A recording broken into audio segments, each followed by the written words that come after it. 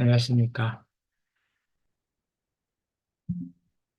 하늘의 섭리로 본 한국사 제10강의 내용을 말씀드리겠습니다. 독생리를 막기 위한 계시와 준비를 하게 되는데, 일제의 신사참배와 믿음의 기대의 입장에서 말씀을 드리도록 하겠습니다.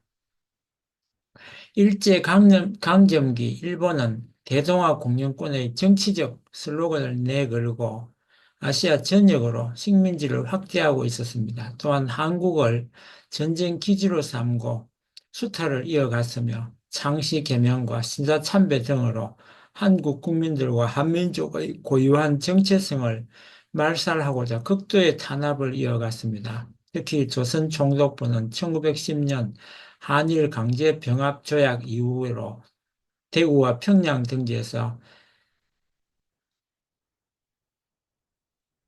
여러 개의 신사를 세웠고 1918년 서울 남산에 조선신궁이라 부르는 거대한 신사를 착공하여 1925년 완공하면서 한민족의 을과 혼을 단절시키려 하였습니다. 조선신궁 완공 후 조선 총독부는 헌법으로 모든 종교는 천황 아래에서 자유롭다고 선언하면서 사참배를 강요하였습니다. 그러나 지식인들의 반대가 거세게 일어나 강압적으로 행하지는 못하다가 1931년부터 모든 사람에게 신사참배를 강요하였습니다. 한국의 독실한 기독교인들은 신사참배가 이단 숭배이자 민족의 혼을 말살하는 정책이라고 반발하면서 이에 응하지 않았습니다. 일제는 이러한 기독교인들을 감옥에 수감하면서 탄압하였기에 많은 기독교인들은 현실에 타협하면서 신사참배를 받아들이기도 하였으나 순수한 신앙을 고수한 기독교인들은 끝까지 거부하여 수감 중에 고문으로 죽는 등 순환을 당하였습니다. 이를 피해 산중이나 지하로 숨어든 기독교인들은 간절하게 하나님께 기도하였습니다. 이러한 신앙을 통해 하나님을 모시는 신앙의 전통과 정통성을 이어갈 수 있었습니다. 하나님은 기도하는 이들에게 계시를 통해 기독교가 고대하던 독생리를 보낼 수 있는 특별한 기반을 조성하셨습니다.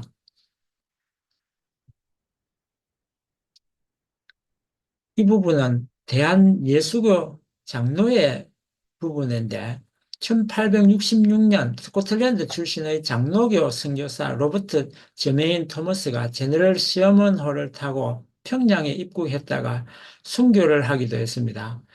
본격적으로 한국에는 미국 장로회의 호러스 그랜트 언드우드 목사 등의 선교 활동으로 1885년에 들어왔습니다. 1912년 9월에는 첫 장로교 총회가 열렸고 1952년 9월 장로교의 신자참배를 반대하다가 툭 당했던 사람들이 대한예수교 장로회 고려신학교파를 분립하였습니다. 1953년 성서 비평학 수용 문제로 보수적인 대한예수교 장로회와 진보적인 한국기독교 장로회, 즉 예장과 기장으로 분열되었습니다. 1960년 2월에는 대한예수교 장로회는 세계교회 협의회 가입에 찬성한 대한예수교 장로회와 반대한 대한예수교 장로회로 갈라졌으며 통합과 합동이라고 갈라진 이름을 그렇게 부르고 있습니다. 대한예수교 장로회는 조금 전에 말씀드린 고려신학 쪽으로 고신파라고 부리는 합동책에 참여를 하기도 했습니다. 분열에는 신학적인 문제와 함께 출신 지역과 관련이 있었는데 합동책은 평안남도와 황해도 출신이 많았고 통합책은 평안북도 출신이 많았습니다. 1974년 제24회 고신척 총회에서 신자 간의 일반 법원에서 고소가 가능하다고 각인한 데서 빚어진 교리의 신학적인 변질과 교회 행정 문제에 항의한 것이 교단 분리의 원인이 되었습니다. 대한예수교 장로회에서 분리되어 나온 반고소 고려파 교단은 후에 대한예수교회 장로회 총회가 되었습니다. 2002년 문화체육부 장관 시절에 국가기관에 등재된 개신교 170개 교단 중에 장로교가 장로교라는 명칭에 들어있는 교단이 그중에 118개나 되었습니다.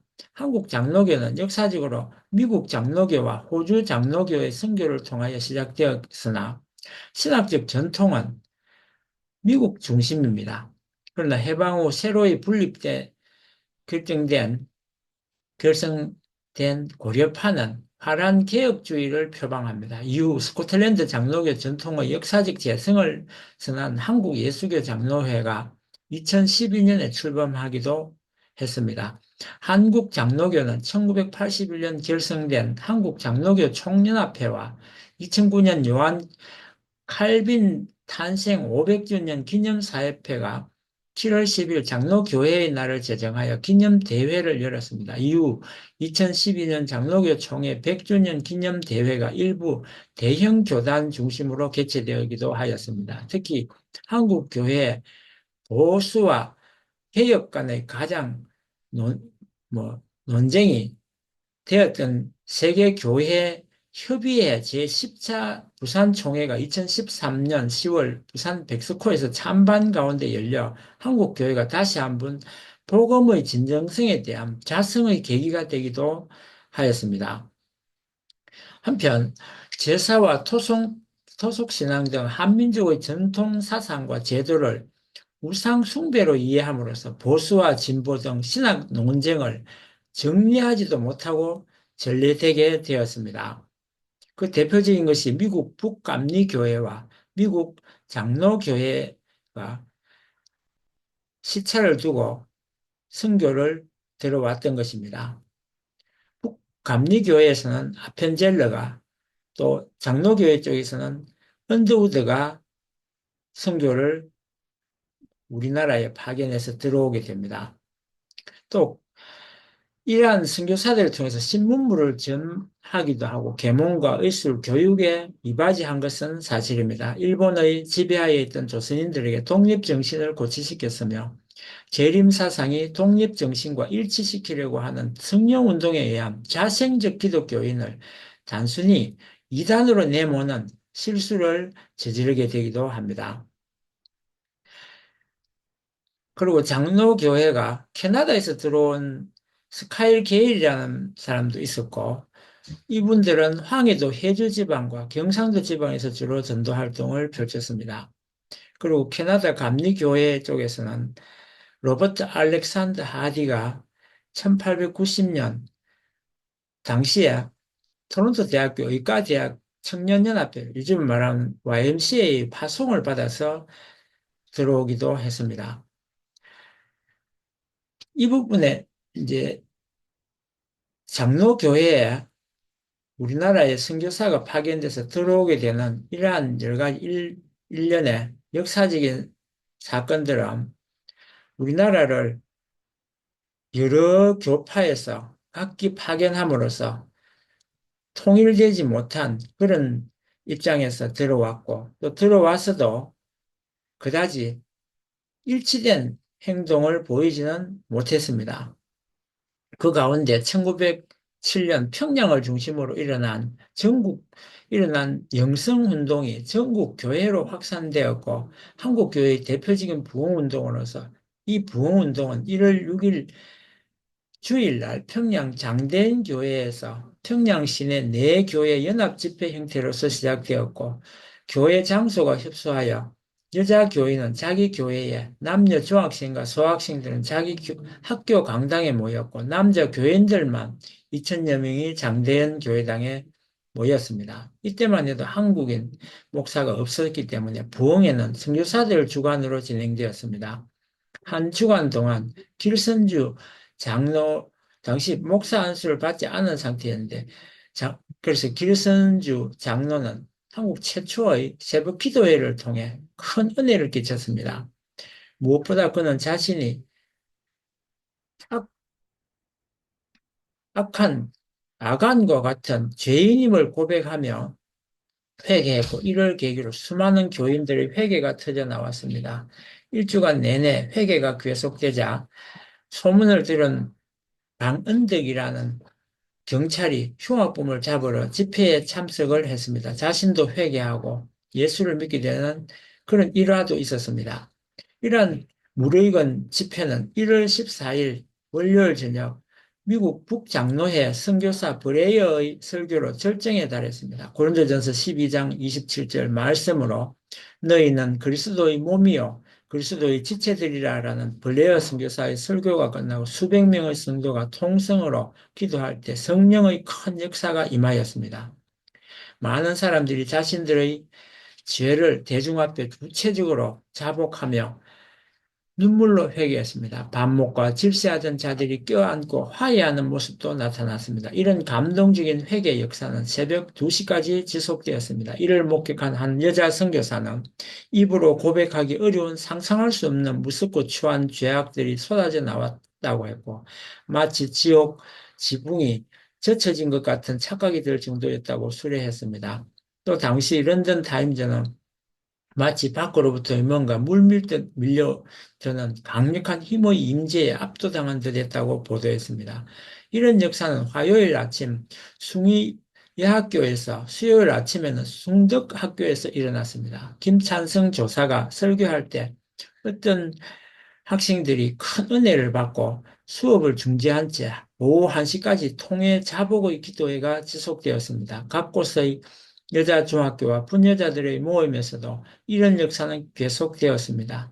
선교사들만 모이는 정오 기도회에도 성령의 역사가 나타나 기도회를 30분간 연장하여 오후 2시까지 할 정도였습니다. 이 놀라운 평양 대부흥에는 그의 봄 길선주 장로의 서울 집회에서 나타났고 이런 부흥의 불길은 전국으로 퍼져나갔습니다. 평양 대부흥운동은 1903년 원산 부흥운동, 1909년 백만인 구영운동과 더불어 경건하고 건전한 부흥운동의 모델을 제시해 주었을 뿐만 아니라 한국 교회를 질적으로 한 단계 도약시키는 계기를 마련해 주었습니다.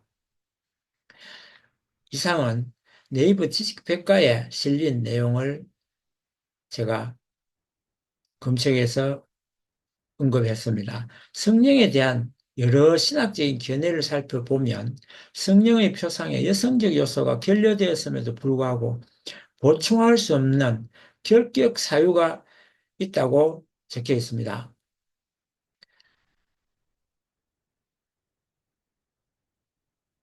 남성 중심의 신학, 즉 성령에 대한 편견으로 초림 독생녀에 대한 신학과 신앙이 결여된 상태에서 한국에 전래되었던 것입니다.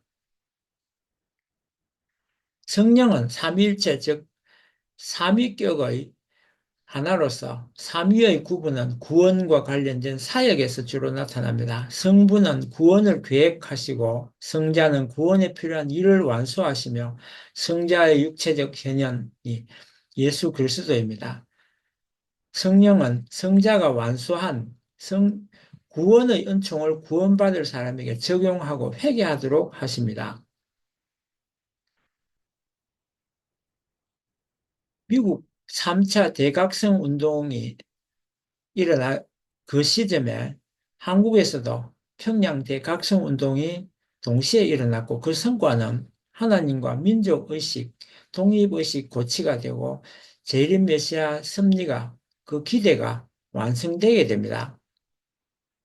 미국 북장로 교회 출신인 오펫 박사가 또 재림 메시아의 1차 목적인 초림 독생자 맞이할 어떤 섭리적 기대가 미비하게 실패로 돌아가는 계기가 되고 마는데 그 이유가 평양 숭실의 창립자 베어드 박사가 평양신학교 창립 마펫 박사 그들이 대부흥의 주역인 블레어 선교사 등도 역시 복음주의자들이었습니다. 이들은 1870년부터 1920년까지 진행되었던 미국의 제3차 영적 대각성운동 에서 성장한 경건주의적 복음주의자들이었습니다. 이들은 성경의 절대적 권위, 기독교 영적 권능, 뜨거운 전도 열정, 인간의 자유와 평등, 십계명 준수 등 성경적인 세계관과 가치와 규범을 전파하는 데 철저한 사람들이었습니다. 그야말로 좀 보수적인 그런 사람들이었기 때문에 어떤 한국적인 이런 여러 가지 성령 운동들이 쉽게 보일 수가 없었던 관계가 한계가 있었던 것입니다. 길선주 목사는 1907년 평양을 중심으로 대부흥운동을 일으켰습니다. 그 내용을 살펴보면 성령 체험과 영적 각성을 강조하였고 무엇보다 회개와 구원을 강조하면서 한민족을 제국주의로부터 해방시켜줄 메시아의 열망으로 이어지게 됩니다. 한국 기독교의 방향은 원래 재림 메시아가 독생녀를 만나서 어린 양 혼인잔치를 하는 것임에도 불구하고 기독교를 중심하고는 그것이 성취되지 못하였습니다. 그리고 서양의 기독교와 한국적 영성의 통합이 필요했습니다. 신령한 한국의 기독교는 재림주와 독생녀를 맞을 준비를 해야 하는데도 불구하고 남성 중심의 성령 운동으로 독생녀를 맞이하는 신앙으로 나아가는 데는 실패하고 말았습니다. 이런 준비된 개신교 주류 교파가 독생녀를 맞이하기 위한 책임을 못하게 되자 하나님은 신령 교단을 중심하고 새로운 섭리를 펼쳐 나가시게 됩니다. 일본의 혹독한 식민지 통치하에서 창조 역사 이래 한 민족 가운데 최초로 하나님 주관의 어린 양 혼인잔치를 할 것이라고 하나님의 계시를 받은 신령한 기독교 단체들이 나타났습니다. 한반도 서쪽에는 여성형 신령 공동체가 나타났는데 성주교의 김성도, 복중교의 후오빈, 여호와의 부인으로 불리던 박을용, 동쪽의 남성형 신령 공동체로는 백남주, 이용도, 김백문 등이 나타나 기독교의 신령 부흥운동을 전개하였습니다. 하나님은 이러한 신령 공동체를 통하여 남성 중심의 성령 운동을 넘어 극복하고 실제 성령, 독생녀 탄생을 준비하는 기대를 조성하여 나왔습니다. 성주교 김성도 교주와 복중교 후호빈, 박을용 노파 등 성령의 중심 역할은 재림주와의 결합을 위한 준비라는 것을 그들이 알았어야 했었습니다. 그러나 그러한 준비에 있어서 독생녀로 오시는 하늘의 신부, 즉 참 어머니에 대해서 그들이 미처 준비를 하지 못했던 것입니다. 이용도 목사가 어린 양 혼인잔치와 신부 사상에 대해서 성령을 통해 신부로서 준비하는 과정이 곧 어린 양 혼인잔치에 참여하는 길이며 이 과정이 곧 종말론적 구원의 완성이라고 했고 또 성도가 성령을 통해 그리스도와 영적으로 하나가 되는 경험을 하며 이를 통해 어린 양 혼인잔치의 신부로 부름 받는다고 했고 성령을 통해 그리스도와의 신비적인 연합에 들어가며 그 연합이 완성되는 것이 바로 어린 양의 혼인잔치라고 보았습니다. 이 혼인잔치에서의 신부는 그리스도와 함께 영광을 누리는 존재로서 그리스도의 사랑과 영광을 세상에 드러내는 역할을 맡는다고 믿었습니다. 또 백남주 씨는 어린 양 혼인잔치와 신부 사상을 어린 양 혼인잔치를 그리스도와 성도와의 영적 연합의 절정, 어린 양 혼인잔치에 참여하는 것은 성도들이 성령의 역사 속에서 그리스도와 하나가 되는 것을 의미한다고 보았고 이는 신앙의 최종 목표로 간주되었습니다. 성도들이 성령을 통해 그리스도와의 신부로 부름 받는다는 것입니다. 그는 신부로서의 부름이 성령의 임재와 인도하심을 받아 영적으로 정결하게 되는 과정이라고 설명했습니다. 이 신부의 자격은 성령을 통해 거룩함과 순결함을 유지하고 하나님의 뜻에 따라 살아가는 삶에서 비롯된다고 강조했습니다. 어린 양 혼인잔치의 신부가 되기 위해서는 성령의 인도하심에 순종하며 매일의 삶 속에서 하나님의 뜻에 합당한 영적 순기를 지켜야 한다고 보았습니다. 이렇게 성령의 역할을 재림주와의 결합을 위한 준비로 보았기 때문에 어린 양 잔치를 단순히 재림주와 일반 성도와의 결합으로 보았던 것입니다. 하나님은 신령교단에서 이러한 문제들을 극복하기 위해서 조모 할머니와 홍순의 어머니를 통해 3대가 정성을 들여서 독생녀 탄생을 별도로 준비하실 수밖에 없는 입장이 되셨습니다. 독생녀 탄생을 위한 조모 외할머니와 홍순의 모친의 신령 공동체 참여와 정성, 신령 공동체의 정성의 기반은 조모 외할머니와 홍순의 모친으로 이어졌습니다. 특히 홍순의 모친은 19세기까지 장로교를 다니다가 조모 할머니의 인도로 신령 공동체와 인연된 후에 재림주님을 맞이하기 위한 신앙생활에 헌신하였습니다.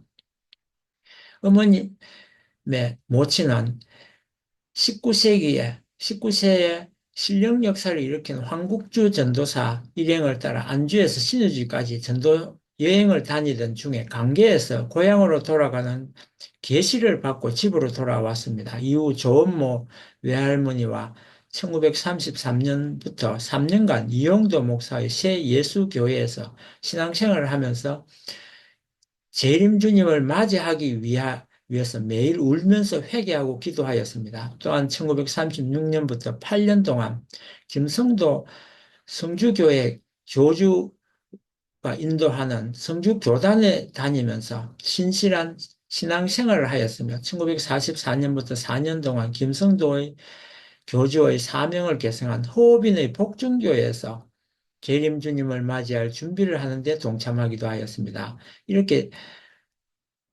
모친이 신앙생활에 몰두할 수 있었던 것은 조모 외할머니의 적극적인 인도와 지지가 있었기 때문이었습니다. 조모 외할머니는 적극적인 성격의 신여성으로 당시의 가부장적인 사회 분위기에도 불구하고 홍순의 모친이 집을 떠나 전도 여행을 할 수 있도록 지지하였으며 김성도 성주 교단의 교주를 찾아가라고 먼저 권하기도 하였습니다. 또한 모친이 이 성주교단과 복중교에서 헌신적인 신앙생활을 할 수 있도록 물심양면 지원을 하기도 했습니다.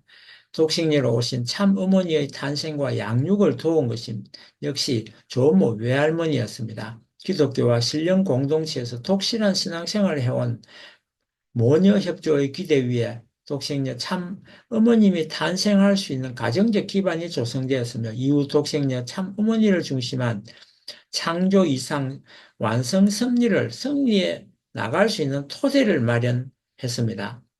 특히 한승훈 부친과 홍순의 모친은 새 예수교회에서 독실한 신앙생활을 하던 중에 하나님의 인도로 만났으며 1934년 3월 5일 새 예수교회 선도감 이호빈 목사의 주례로 결혼식을 올렸으며 하나님은 어린 양 혼인잔치의 신부 독생녀를 6천년 동안 예배하신 가운데 이 가정에 탄생시킬 것을 최종 인침하셨습니다. 한성훈 부친은 기독교에서 신실한 신앙생활을 해오던 중에 1933년 이용도 목사가 새 예수교회를 설립할 때 함께 참여하여 중앙선도원 교육국 책임자로 활동하기도 했습니다. 남성형 신령 공동체를 대표하는 이용도 목사, 이호빈 목사 등과 교류하며 새 예수교회의 교육을 책임지는 자리를 맡을 정도로 깊은 신앙을 가지고 있었습니다. 부친과 모친의 두 분은 새 예수교회에서 독실한 신앙생활을 하면서 하나님의 인도로 만나 결혼하였기 때문에 결혼 이후에도 가정생활보다는 신앙생활을 우선하였습니다. 요한계시록 21장 9절의 내용에도 일곱 천사 중 하나가 나와서 내게 말하여 이르되 이리 오라 내가 신부 곧 어린 양의 아내를 너에게 보이리라고 기록되어 있습니다. 이와 같이 당시의 관례대로라면 홍순의 모친은 교사였던 한성훈 부친을 따라 집을 떠나야 했지만 모친은 조원모 외할머니와 함께 살면서 여전히 신앙생활에 몰두하였습니다. 한성훈 부친 역시 이러한 모친의 생활을 이해하고 존중하면서 독생녀 강림을 위한 가정적 기대를 준비하였습니다. 누가복음 1장의 내용을 살펴보면 이러한 내용을 어느 정도 이해하실 수 있을 거라고 생각합니다. 다윗의 1장 27절에 보면 다윗의 자손 요셉이라 하는 사람과 정혼한 처녀에게 이르니 그 처녀의 이름은 마리아라. 그에게 들어가 가로되 은혜를 받은 자여 평안할지어다. 주께서 너와 함께 하시도다 하니 처녀가 그 말을 듣고 놀라 이런 인사가 어찌함이고 생각하며 천사가 일러 가로되 마리아여 무서워 말라. 네가 하나님께 은혜를 얻었느니라. 보라, 네가 수태하여 아들을 낳으리니 그 이름을 예수라 하라. 저가 큰 자가 되고 지극히 높으신 이의 아들이라 일컬을 것이요 주 하나님께서 그 조상 다윗의 위를 저에게 주시리니 영원히 야곱의 집에 왕노로 다스릴 것이며 그 나라가 무궁하리라. 마리아가 천사에게 말하되 나는 사내를 알지 못하니 어찌 이 일이 있으리이까. 천사가 대답하여 가로되 성령이 너에게 임하시고 지극히 높으신 이의 성령 능력이 너를 덮으시리니 이러므로 나실 바 거룩한 자는 하나님의 아들이라 일컬으리라.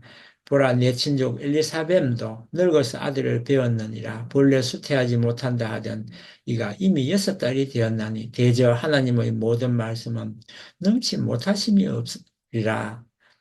마리아가 가로되 주의 계집종이 오니 말씀대로 내게 이루어지이다 하며 천사가 떠나니라.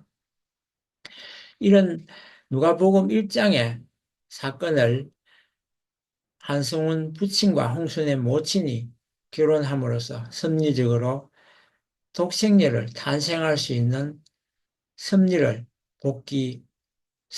완성할 수 있었던 것입니다. 이렇게 함으로써 독생녀의 탄생에 인침을 받을 수 있는 조건이 갖추어지게 된 것입니다.